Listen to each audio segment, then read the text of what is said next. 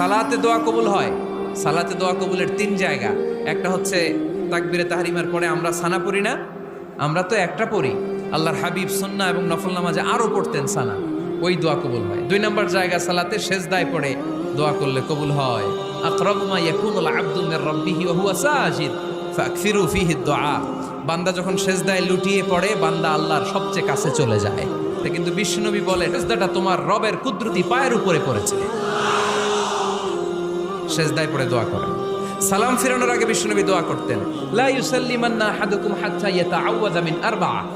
আল্লাহর হাবিব বললেন, চার জিনিস থেকে পানাহ না আছে আমার কোন উম্মত যেন সালাম না ফিরায়। তারা যেন পড়ে, আল্লাহুম্মা ইন্নী আউযু বিকা মিন আযাবিল কবর, আউযু বিকা মিন আযাবি জাহান্নাম, আউযু বিকা মিন ফিতনাতিল মাহইয়া ওয়াল মামাত, আউযু বিকা মিন ফিতনাতিল মাসিহিদ দাজ্জাল।